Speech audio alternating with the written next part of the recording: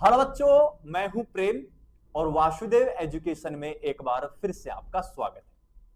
बच्चों, जैसा कि आपको पता है, आज से सेमेस्टर फर्स्ट के एग्जाम स्टार्ट हो गए हैं और पहले अपन ने 5 वीडियो में सेमेस्टर फर्स्ट के जो वेरी शॉर्ट टाइप क्वेश्चन है उनको डिस्कस किया था। अब सेमेस्टर फर्स्ट के केमिस्ट्री का एग्जाम तो आज है, लेकिन अब आने वाले समय में सेमेस्टर थर्ड का भी एग्जाम होने वाले हैं और उसी सेमेस्टर थर्ड के एग्जाम के लिए हम फिर से वासुदेव एजुकेशन के यूट्यूब चैनल पर वो ही शॉर्ट क्वेश्चन की वीडियो अपलोड करने वाले हैं। हमें लगता है ऐसा कि ये जो शॉर्ट वीडियो हम डाल रहे हैं, ये शॉर्ट वीडियो आपकी तैयारी को और मजबूत बना सकती है और उसी तैयारी को मजबूत बनाने के लिए हम सभी स्टूडेंट्स के लिए ये शॉर्ट वीडियो हमारे चैनल पर अपलोड करने वाले हैं। अब पहले जो बात की थी वो सारी सेमेस्टर फर्स्ट की बात की थी। अब सेमेस्टर फर्स्ट का कोई लेना देना है नहीं, क्योंकि सेमेस्टर फर्स्ट की केमिस्ट्री का एग्जाम आज हो चुका है।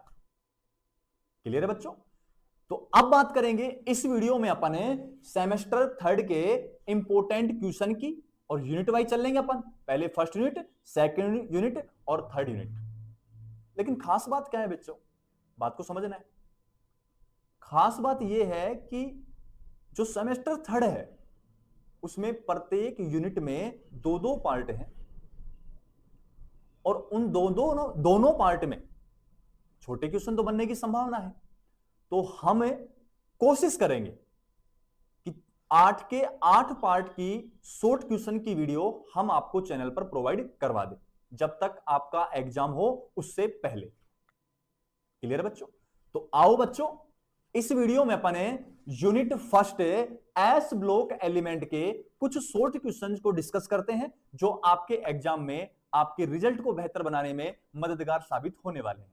तो सुनो बच्चों, पहला क्वेश्चन क्या कह रहा है बेटा कि बेरिलियम है और बेरिलियम में कौन सा परीक्षण नहीं दे रहा है? ज्वाला परीक्षण नहीं दे रहा है। अब सबसे पहली बात है कि ज्वाला परीक्षण क्या होता है, तो बात को समझो। सबसे पहले मैं डिस्कस करूंगा बेटा ज्वाला परीक्षण को, ताकि आपको थोड़ा समझ में आए। ज्वाला परीक्षण ये लीजिए। अभी ज्वाला परीक्षण क्या होता है? फ्लेम टेस्ट इसको कहते हैं। ये क्या होता है बेटा, इधर मान लीजिए आपके पास कौन चल रही है, एनर्जी चल रही है।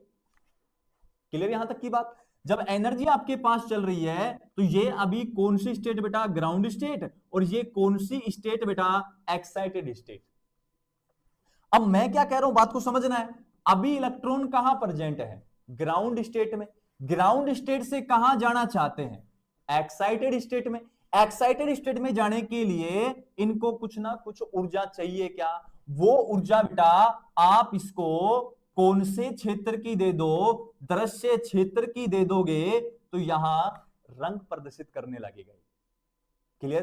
अब प्रदर्शित कैसे करता है, पूरी कहानी समझ। इलेक्ट्रॉन ग्राउंड से कहां जाते हैं? एक्साइटेड में, दृश्य क्षेत्र की विकिरणों का अवशोषण करके। और जब यहां से यहां चले जाते हैं तो कोई दिक्कत नहीं है, लेकिन एक्साइटेड में कब तक रहेंगे? वापस नीचे तो आएंगे ना। जैसे प्लेन है, एक प्लेन रनवे पे चल के और उड़ान भर लिया, कब तक आसमान में रहेगा? कभी ना कभी तो नीचे आएगा ना। और आपको पता है जो हवा बनाते हैं वो हमेशा नीचे आते हैं। तभी तो मैं कहता हूं बच्चों हमेशा कि मैं हवा नहीं बना रहा हूं और हवा बनानी भी नहीं है। जो बात है एक्चुअल में वो अपन को कहनी है, तभी बच्चों मैं ये बात कहता हूं। तो सुनो, ग्राउंड से इलेक्ट्रॉन दृश्य क्षेत्र की विकिरणों का अवशोषण करके एक्साइटेड स्टेट में चले गए। यहां ज्यादा देर नहीं रुक सकते। एक्साइटेड से कहां आते हैं, वापस से ग्राउंड स्टेट में आते हैं। तो विकिरणों का अब क्या होगा, उत्सर्जन होता है। और विकिरणों का उत्सर्जन होगा तो कौन से क्षेत्र की विकिरणें? दृश्य क्षेत्र की विकिरण, मतलब VIBGYOR, violet, indigo, blue, yellow, orange, red. यही तो कहने वाले हैं अपन। तो उस विकिरणों का उत्सर्जन करता है। अब इनमें से किसी एक विकिरण का भी उत्सर्जन करेगा, 7 में से किसी एक का उत्सर्जन करेगा तो कलरफुल दिखाई देगा। क्या ये होता है कौन सा परीक्षण है? ज्वाला परीक्षण। सीधे शब्दों में कहूं, कि जब इलेक्ट्रॉन ग्राउंड स्टेट से एक्साइटेड में जाते हैं तो दृश्य क्षेत्र की विकिरणों का अवशोषण करते हैं, लेकिन जब एक्साइटेड से ग्राउंड में आएंगे तो दृश्य क्षेत्र की विकिरणों का उत्सर्जन होता है, जिसके फलस्वरूप यहां जो यौगिक या परमाणु जो रहेगा वो रंगीन दिखाई देता है। इसी परीक्षण को क्या कहते हैं? ज्वाला परीक्षण कहते हैं। लेकिन बात किसकी चल रही है बेटा? बेरिलियम की चल रही है। और बेरिलियम के लिए कहा गया है, क्या कहा गया है कि बेरिलियम ज्वाला परीक्षण नहीं देता है। क्यों नहीं देता? उसका रीजन सुनो। तो बेटा मैं कहूंगा बेरिलियम परमाणु का आकार, बेरिलियम परमाणु का क्या कहा है बेटा? आकार कैसा होता है? छोटा होता है। छोटा ही तो बेटा, बेरिलियम का परमाणु क्रमांक कितना? 4। छोटा सा आकार इसका। छोटा कैसे हो समझ लो इसको। ये तो रहा बेरिलियम का नाभिक, ये रहा 1s, ये रहा 2s। तो भाइतम कोष 2s, ये 1s। भाइतम कोष में इलेक्ट्रॉन कितने? 2। तो ये दोनों इलेक्ट्रॉन ना परबल रूप से आकर्षित होते हैं। तो मैं पूरी कहानी लिख रहा हूं। बेरिलियम परमाणु का आकार छोटा होता है क्योंकि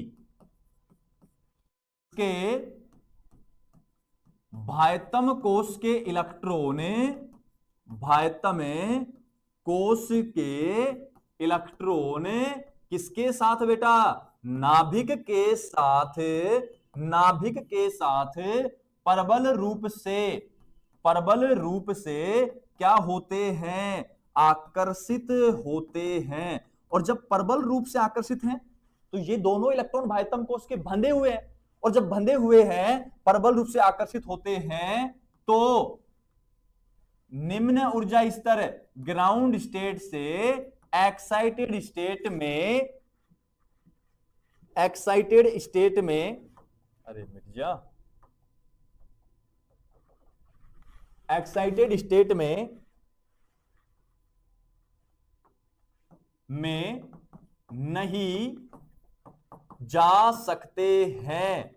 फलस्वरूप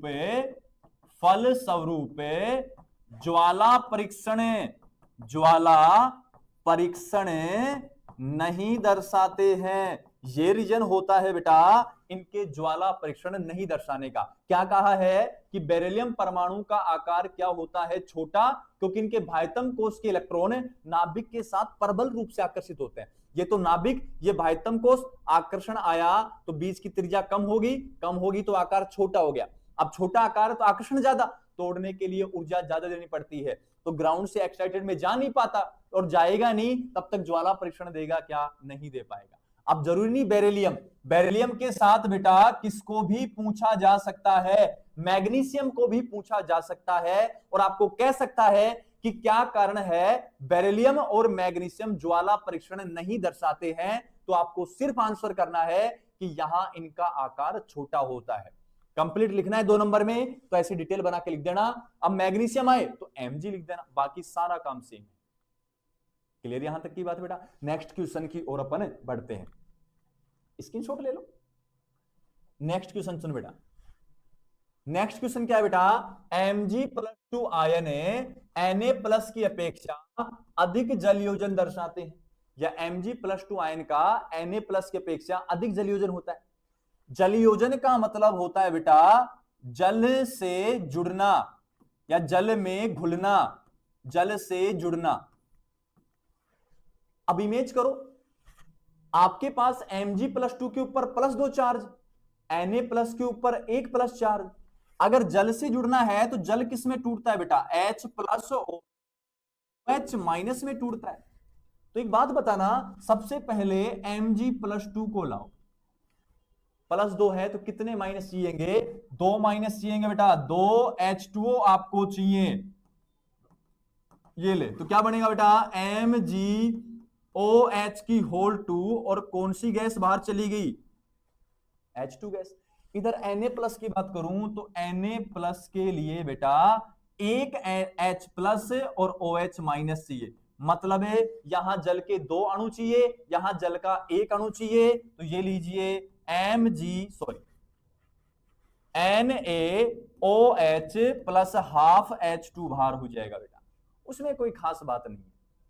क्लियर मेरी बात? तो मेरे कहने का सिर्फ मतलब इतना बेटा क्या कि जो मैग्नीशियम है उसका जलयोजन ज्यादा होता है क्योंकि उस पर आवेश की मात्रा ज्यादा होती है, जबकि Na+ का जलयोजन कम होता है क्योंकि उस पर आवेश की मात्रा कम होती है।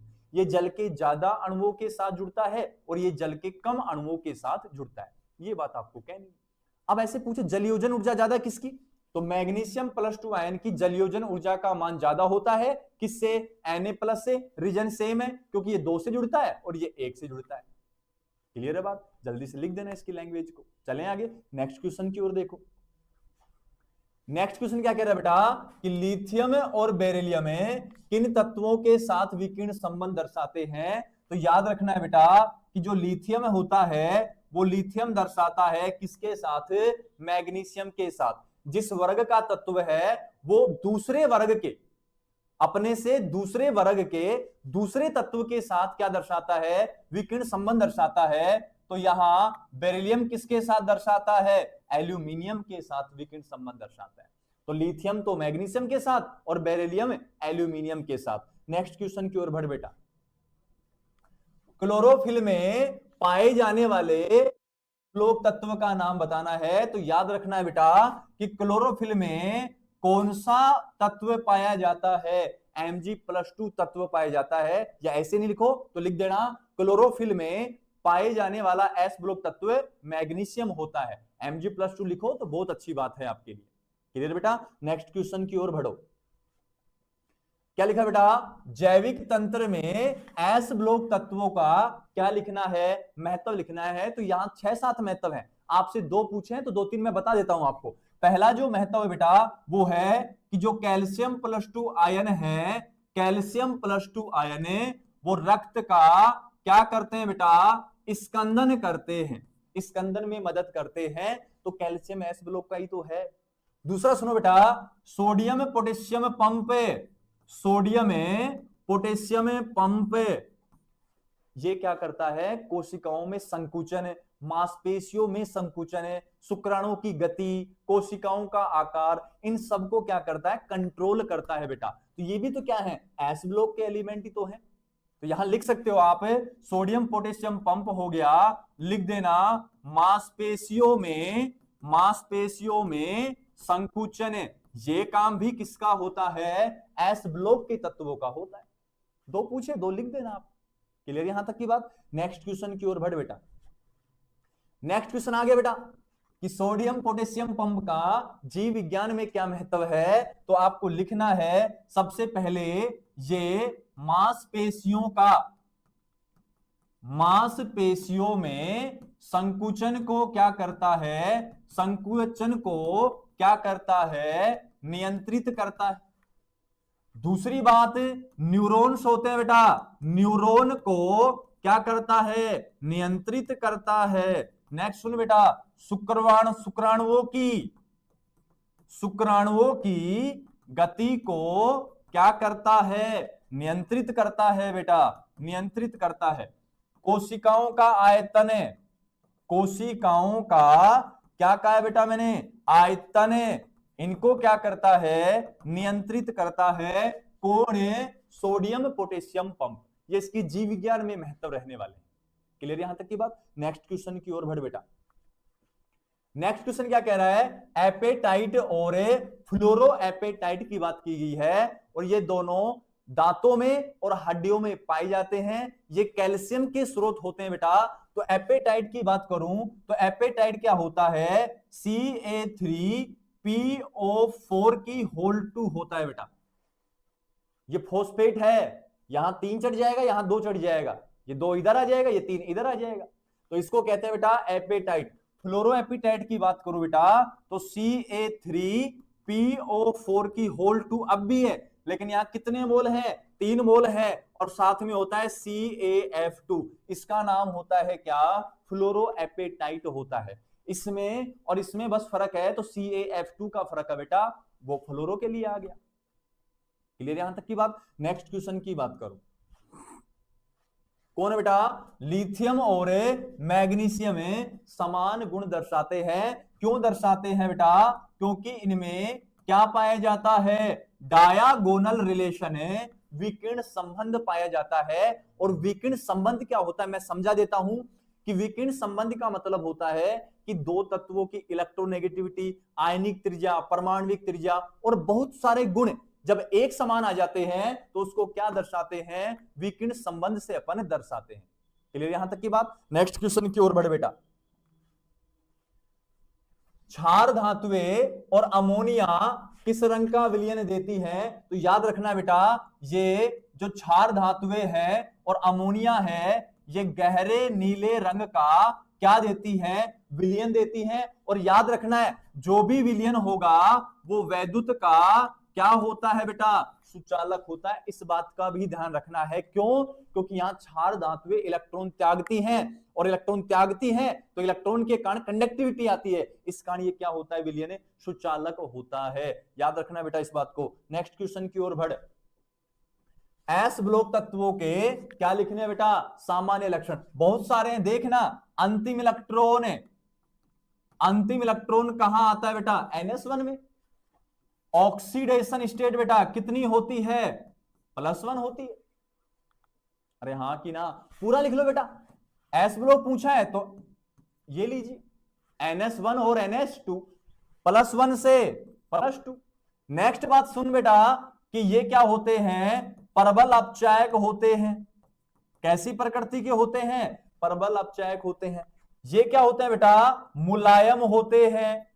गलनांक क्वथनांक के मान क्या होते हैं, गलनांक क्वथनांक क्या होते हैं, इनके कम होते हैं। ये इनके गुण हो गए कि भाई इनमें अंतिम इलेक्ट्रॉन कहां आता है, NS1 NH2 में।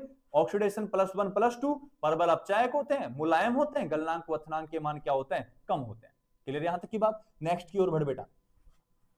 नेक्स्ट क्वेश्चन क्या कह रहा है कि LiCl एल्कोहल में विलय होता है जबकि NaCl नहीं होता है। क्यों? तो सुनो बेटा कि जो LiCl है, LiCl में मैंने कहा था, मैंने एक शॉर्ट वीडियो भी बनाई थी इसके लिए, कि लिथियम एस ब्लॉक का ऐसा एलिमेंट है जो कौन से बॉन्ड रखता है, कोवलेंट बॉन्ड रखता है। तो यहां कौन से बंध पाए जाते हैं, सहसंयोजक, सहसंयोजक बंध उपस्थित होते हैं। इस कारण यह अल्कोहल, और अल्कोहल कैसा विलायक है बेटा, कार्बनिक विलायक है, कार्बनिक विलायक है, में क्या होता है, विलय होता है, विलय होता है बेटा। ये लीजिए। जबकि बात करूं किसकी बेटा, NaCl की, तो NaCl में कैसा बंध होता है, आयनिक बंध होता है। और ये ध्रुवीय विलायकों में घुलते हैं, कार्बनिक में नहीं घुलते हैं, आयनिक बंध उपस्थित होता है। इस कारण कार्बनिक विलायक, कार्बनिक विलायक एल्कोहल में नहीं घुलते हैं या विलय नहीं होते हैं। एक ही बात है बेटा। क्लियर है, सीधी बात कहनी है। LiCl कोवलेंट करैक्टर रखता है, इस कारण कार्बनिक विलायकों में विलय हो जाता है, जबकि ये आयनिक रखता है तो आयनिक में ही विलय होगा। तो यहां क्या कहा अपन ने कि कार्बनिक विलायकों में नहीं घुलता है, विलय नहीं होता है। नेक्स्ट क्वेश्चन की ओर बढ़। नेक्स्ट क्वेश्चन क्या बड़ा, क्षार धातु, क्षार मर्दा धातुओं की क्या बतानी है, ऑक्सीडेशन स्टेट। तो क्षार धातुओं की कितनी होती है, +1। क्षार मर्दा धातुओं की कितनी होती है, +2 लिख देना। क्षार मर्दा धातुओं की ऑक्सीकरण अवस्था +1, क्षार मर्दा धातुओं की ऑक्सीकरण अवस्था क्या लिखोगे, +2। इतना लिखना होता है। नेक्स्ट आ जाए बेटा। नेक्स्ट क्या कहा है कि वर्ग फर्स्ट के तत्व क्या कहलाते हैं बेटा, क्षार धातु कहलाते हैं। तो सुनो कि वर्ग फर्स्ट के तत्व, वर्ग फर्स्ट के तत्व जल, जल कौन बेटा, H2O के साथ अभिक्रिया करके क्या बनाते हैं, क्षार का क्या करते हैं बेटा, निर्माण करते हैं। इस कारण इनको क्या कहते हैं, क्षारीय धातुएं कहते हैं। कोई भी एग्जांपल मैं आपको समझा दूंगा। सुन बेटा, सोडियम ले ले, सोडियम ले ले, 2 मोल सोडियम के हो गए और यहां 2 मोल H2O के हो गए। क्या बनेगा, यहां 2 मोल NaOH के और प्लस में H2 गैस बाहर हो जाएगी। अरे हाँ कि ना बेटा। तो क्या यहां क्षार बना है? बिल्कुल बना है। किसी भी एलिमेंट को ले, वर्ग फर्स्ट को, वर्ग फर्स्ट के जितने होंगे वो सारे के सारे जल के साथ अभिक्रिया करके क्षार का निर्माण करेंगे। इस कारण इनको क्या कहते हैं बेटा? क्षार धातुएं इनको कहते हो आप। क्लियर यहां तक की बात? नेक्स्ट क्वेश्चन की ओर बढ़। नेक्स्ट क्वेश्चन क्या कहा बेटा कि क्षार धातुएं क्या होती हैं? परबल अपचायक होती हैं। तो सुनो, क्षार धातुएं, क्षार धातुओं के भायतम कोश का इलेक्ट्रॉनिक विन्यास क्या होता है बेटा? NS1 होता है, NS1 होता है। इस कारण ये एक इलेक्ट्रॉन आसानी से क्या कर देती है बेटा? त्याग देती हैं, और आसानी से त्याग रही है। अतः क्षार धातुएं अधिक क्रियाशील होंगी बेटा, अधिक क्रियाशील होती हैं। क्यों होती है अधिक क्रियाशील? क्योंकि इनका विन्यास NS1 होता है, एक इलेक्ट्रॉन को आसानी से त्याग देती हैं, प्लस ले आती हैं खुद के ऊपर, +1 ऑक्सीजन अवस्था होती है इनकी, इस कारण अधिक क्रियाशील होगी। अब एक बात बताओ, इसने ना एक इलेक्ट्रॉन त्याग दिया, वो इलेक्ट्रॉन कोई और ग्रहण करेगा तो उसका क्या हो जाएगा? अपचयन। तो इसने दूसरे का क्या करवा दिया? अपचयन। स्वयं का क्या कर रही है? ऑक्सीजन। क्या कहलाता है? अपचायक। अब इसका तो गुण है ना कि ये एक इलेक्ट्रॉन को बाहर करे, क्योंकि एक इलेक्ट्रॉन को बाहर करके ये स्टेबल ऑक्सीडेशन स्टेट +1 शो करके अक्रिय गैस, नोबल गैस का कॉन्फ़िगरेशन प्राप्त करती है। मैं इसको समझाता हूं कैसे, कि अपने पास लिथियम है, लिथियम ने कन्वर्ट हो गया Li+ में, एक इलेक्ट्रॉन क्या कर दिया? मुक्त कर दिया। यहां कोई एटम बैठा है, उसका नाम है A, और A कौन है? यहां कोई एटम है, इस एटम ने ये एक इलेक्ट्रॉन क्या कर लिया? ग्रहण कर लिया। तो इस A का क्या हो गया बेटा? अपचयन हो गया, अपचयन हो गया। तो लिथियम ने एक इलेक्ट्रॉन त्याग के किसी दूसरे A एटम का इलेक्ट्रॉन ग्रहण करवा के क्या कर दिया? अपचयन। इस कारण ये क्या होती है बेटा? परबल अपचायक होती हैं। सभी की कहा है मैंने। अब इनमें से कौन ज्यादा है कौन कम है वो मैंने समझा रखा है, इलेक्ट्रोकेमिकल सीरीज में सबको समझा रखा है मैंने।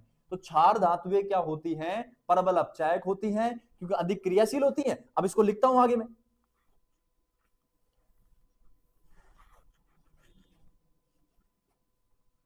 जिससे एक इलेक्ट्रॉन को कोई दूसरा परमाणु ग्रहण कर लेता है, जिससे उसका क्या हो जाता है बेटा? अपचयन हो जाता है, अपचयन हो जाता है। इस कारण ये क्या होती हैं? क्षार धातुएं परबल अपचायक होती हैं। ये कहानी आपको लिखनी है सारी की सारी। क्लियर है बेटा? नेक्स्ट क्वेश्चन की ओर बढ़। नेक्स्ट क्वेश्चन क्या है बेटा? हाइड्रोलिथ क्या होते हैं? तो ध्यान से समझे, कैल्शियम हाइड्राइड। क्या कहा है बेटा मैंने? कैल्शियम हाइड्राइड कहा है, हाइड्राइड। कैल्शियम हाइड्राइड को ही क्या कहते हैं? हाइड्रोलिथ कहते हैं। और जल के साथ अभिक्रिया कैसे करता है? तो सुने, CaH2 कैल्शियम हाइड्राइड या हाइड्रोलिथ हो गया। 2 मोल H2O के ले ले बेटा, क्या बनाएगा? ध्यान से समझ, CaH2, और यहां कौन सी गैस मुक्त कर दी बेटा? हाइड्रोजन गैस मुक्त कर दी। तो याद रखना, लिखना क्या है कि कैल्शियम हाइड्राइड को हाइड्रोलिथ कहते हैं। यह जल के साथ अभिक्रिया करके हाइड्रोजन गैस मुक्त करता है। लिख देना ये बात, बना देना डिक्टो ऐसे कैसे उसमें। क्लियर यहां तक? नेक्स्ट क्वेश्चन की ओर बढ़ बेटा। नेक्स्ट क्वेश्चन क्या कहा है मैंने? नेक्स्ट क्वेश्चन बेटा, क्षारीय धातु के लवण ज्वाला को रंग क्यों देते हैं? तो देखो बेटा, इसका रीजन वो ही है। क्या कहूंगा मैं? देखो लिख देता हूं, क्षारीय धातुओं के लवण, क्षारीय धातुओं के लवण बुनसन ज्वाला का क्या करते हैं बेटा? अवशोषण करके निम्न ऊर्जा स्तर से, ग्राउंड स्टेट से ऊर्जा स्तर में क्या हो जाते हैं बेटा? चले जाते हैं। ये इलेक्ट्रॉन या लवण ES से वापस कहां आएंगे, GS में आते हैं, तो ऊर्जा का उत्सर्जन उत्सर्जन विकिरणों के रूप में क्या करते हैं बेटा, करते हैं। ये विकिरणें ये कौन से क्षेत्र की बेटा, दृश्य क्षेत्र की होती है, दृश्य क्षेत्र की होती है। इस कारण क्षार धातुओं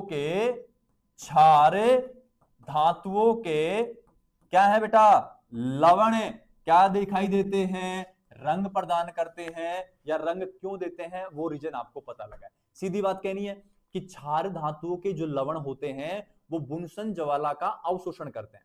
ग्राउंड से कहां, एक्साइटेड में, फिर थोड़ी देर बाद एक्साइटेड से कहां, ग्राउंड में आएंगे तो ऊर्जा का क्या होगा, उत्सर्जन।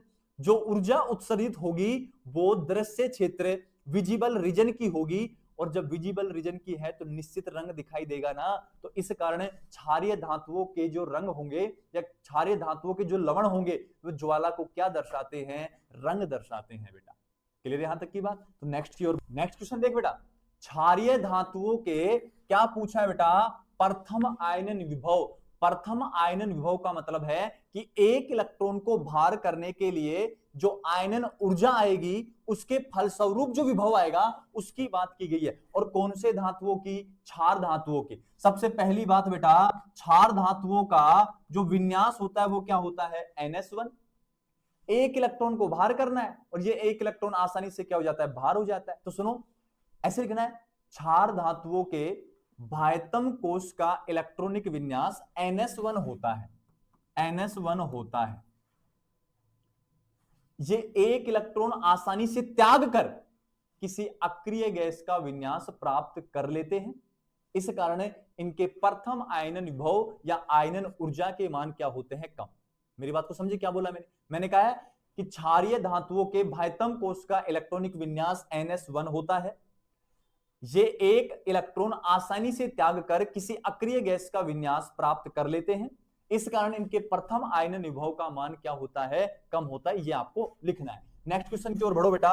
नेक्स्ट क्वेश्चन क्या कह रहा है, 18 नंबर है। कार्ब लिथियम यौगिकों को क्या कहा जाता है, तो कार्ब लिथियम यौगिकों के बेटा, कार्ब लिथियम का मतलब RLI रहने वाला है, और इन यौगिकों को कहा जाता है सुपर ग्रिन्यार अभिकर्मक। क्या कहा जाता है बेटा, सुपर ग्रिन्यार अभिकर्मक कहा जाता है। और एक होता है बेटा RMgX, इसमें भी S ब्लॉक का एलिमेंट है और इसमें भी S ब्लॉक का एलिमेंट है। इसको कहते हैं ग्रिन्यार, इसको कहते हैं क्या, सुपर ग्रिन्यार। एक क्वेश्चन और सुन ले बेटा, CH3Li आ जाए तो इसका नाम होता है मैथिल लिथियम। क्या नाम होता है, मैथिल लिथियम। क्लियर है मेरी बात बच्चों यहां तक। उम्मीद है ये सभी क्वेश्चंस आपको अच्छे से समझ में आए होंगे। आप इन सभी क्वेश्चंस को इस वीडियो में एक बार एनालिसिस करना अच्छे से। क्लियर है बच्चों। अब ऐसे ही हम हर यूनिट के जो इंपोर्टेंट जो शॉर्ट क्वेश्चन रहेंगे उनको आपको वीडियो के माध्यम से प्रोवाइड करवाते रहेंगे। बस आपका क्या काम है वो आपको पता है।